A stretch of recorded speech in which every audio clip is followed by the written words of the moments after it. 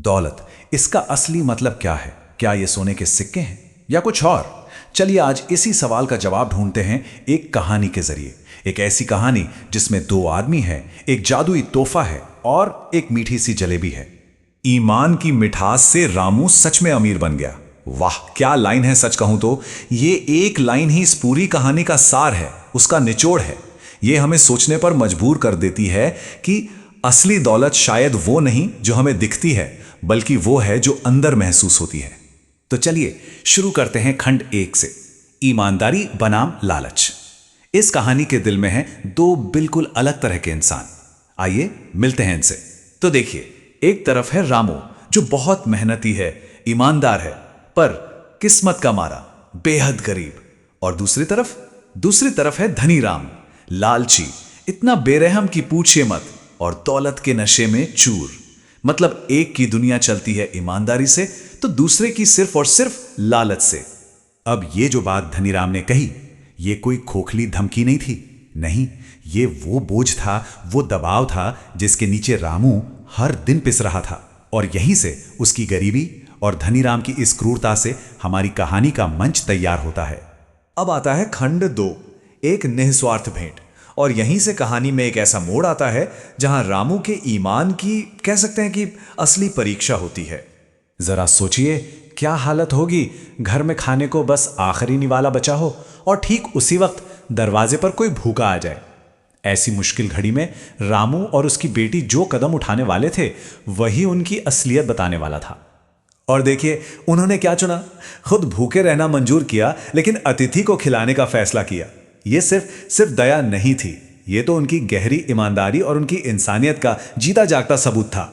और कहते हैं ना, नेकी कभी बेकार नहीं जाती।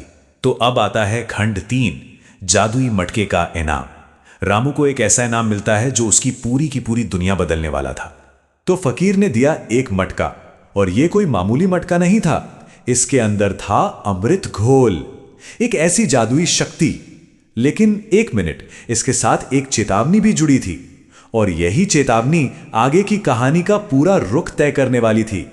और इस जादू का असर तो फौरन दिखा, और ऐसा वैसा नहीं, होश उड़ा देने वाला। पहली ही जलेबी और उसके बदले में मिला एक पूरा सोने का सिक्का। बस समझ लीजिए, यहीं से रामू की दुनिया पलटने वाली थी। और फिर क्या था, यह खबर तो जंगल की आग की तरह फैल गई। देखते ही देखते रामू के छोटे से ठेले पर मीलों लंबी लाइनें लगने लगी, और वो उसका छोटा सा लकड़ी का डिब्बा, वो तो पैसों से लबालब भर गया। ये उसकी ईमानदारी का वो इनाम था जिसके बारे में उसने सपने में भी नहीं सोचा होगा। चलिए अब चलते हैं खंड 4 पर, लालच का कड़वा फल। कहते हैं ना, जहां अच्छाई की रोशनी होती है, वहां ईर्ष्या का अंधेरा भी अपनी जगह बना ही लेता है। और इसी अंधेरे के साथ कहानी में वापसी होती है धनी राम की। धनी राम का प्लान पूरी तरह से लालच में डूबा हुआ था।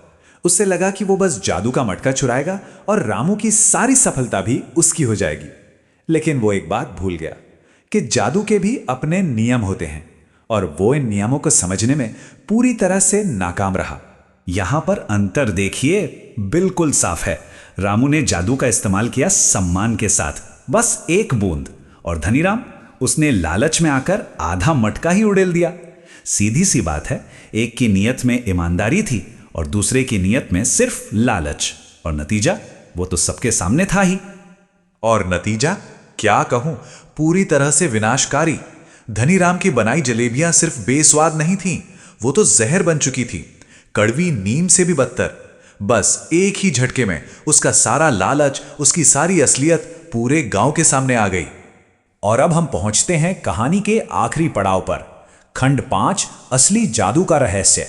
अब वक्त आ गया है कि इस राज से पर्दा उठे, इंसाफ हो और असली सबक सीखा जाए। फकीर के ये शब्द, सच में यही इस कहानी का दिल है। असली जादू उस मटके में था ही नहीं, जादू तो रामू के अंदर था, उसकी मेहनत में और उसकी साफ नीयत में। तो जैसा होना ही था, धनी राम को अपने किए की सजा मिली। उसे सब कुछ लौटाना पड़ा और सबके सामने शर्मिंदा भी होना पड़ा। कहानी का एक ऐसा अंत जहां इंसाफ होता है और लालच को उसकी सही जगह दिखा दी जाती है। और आखिर में देखिए क्या हुआ, जादुई मटका तो चला गया, लेकिन तब जाकर रामू की असली दौलत दुनिया के सामने आई, और वो दौलत जादू नहीं थी, वो था उसका हुनर, उसकी ईमानदारी से कमाई हुई इज्जत, एक ऐसी दौलत जिसे कोई भी कभी भी चुरा नहीं सकता था। तो ये कहानी खत्म होती है, लेकिन अपने पीछे एक बड़ा सवाल छोड़ जाती है कि आखिर सच्ची दौलत है क्या? कोई जादुई मटका, या फिर अपनी मेहनत और साफ नीयत से कमाया हुआ मान सम्मान? सोचने वाली बात है।